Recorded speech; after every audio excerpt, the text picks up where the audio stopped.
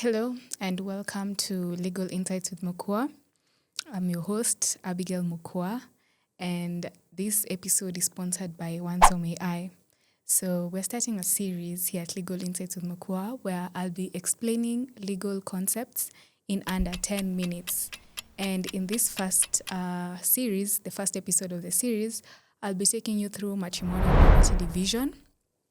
And just to highlight or spotlight the owner of the article, we have Ibalai Vallary, the founder of Ibalai Legal, who joins Legal Insights with Mukua as a contributor to our blog through articles. So shout out to Valerie.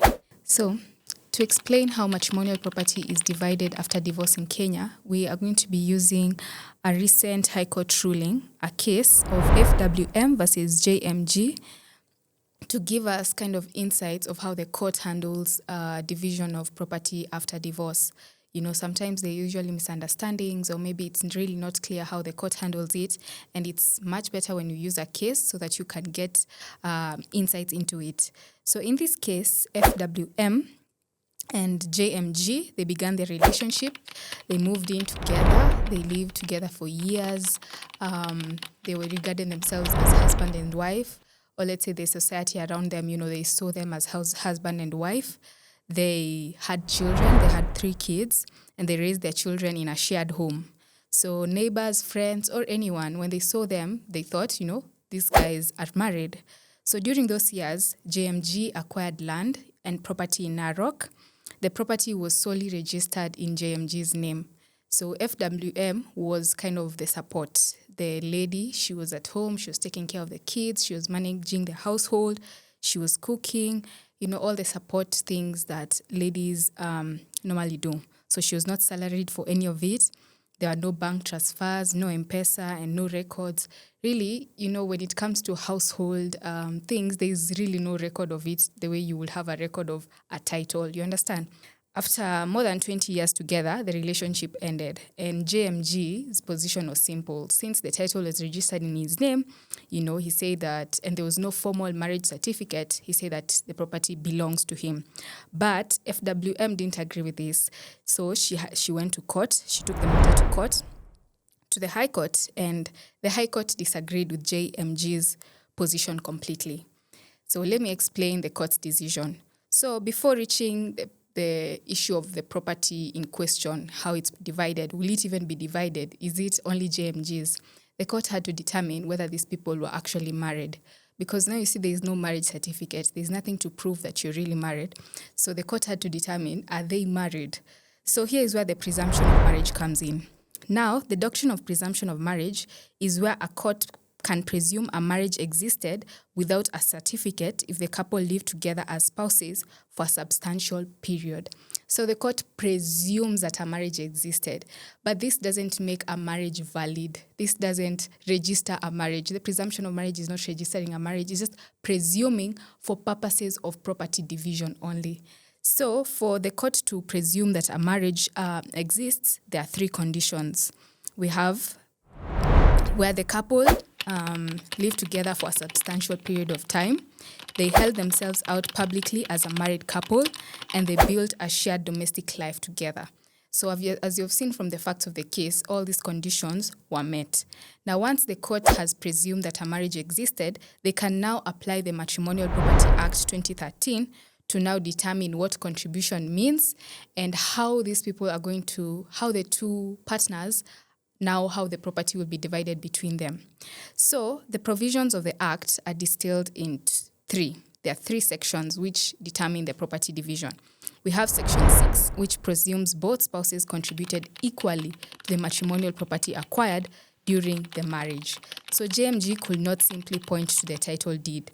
He had to prove FWM contributed nothing, a much harder argument. So again, the court presumes, since you guys are married, the court automatically presumes that that both spouses contributed equally to the matrimonial property, regardless of whose name is on the title.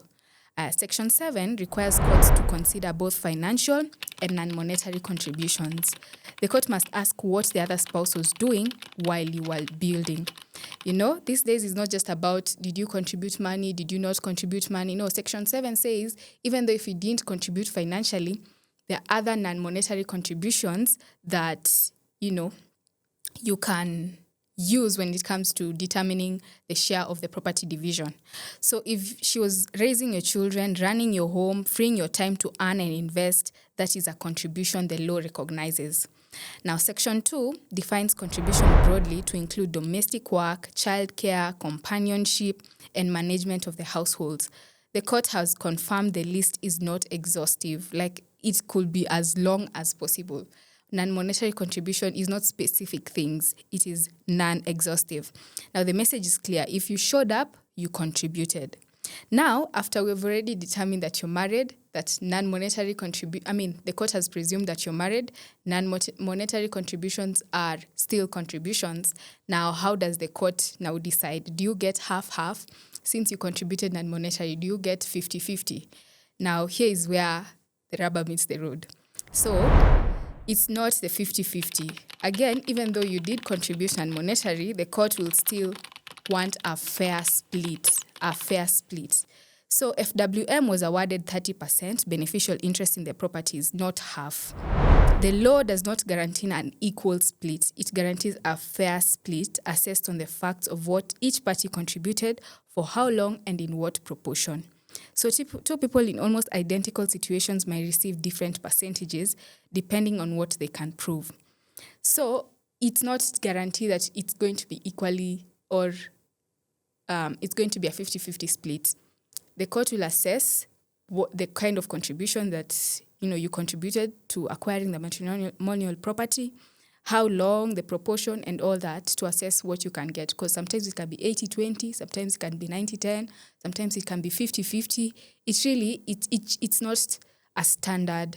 So it depends on what you can prove. Now, this builds on the Echaria versus Echaria case, the foundational precedent establishing that domestic work and childcare are legally cognizable contributions. Now, what does this mean for you? So Ibalai Vallary ends this article by giving us what it means for us. A title deed is not a shield. Registration alone does not protect property from a valid claim by a spouse or a long-term partner. Then domestic labor has legal value. So sometimes you can think, I didn't contribute any money, I didn't even remove 1 shilling, but you freed up time for your partner to go out and invest and work, by doing household contributions. And the court does recognize that. Then no certificate does not mean no rights. And document everything now. It's much easier to prove when you have collected receipts. So document everything, photos, M-Pesa records, school fee receipts, everything. Document it so that when it comes to proving, you have your evidence. Then fair share, automatic 50-50. No, it's fair split, not automatic 50-50. So that is it for this wonderful article. You can find the details of the articles in the link in the description box below. I hope you really got an insight into the matrimonial property division, and see you in the next episode. Make sure you subscribe, share, and comment what you learned and what you might have misunderstood from before and how this video has been of assistance to you.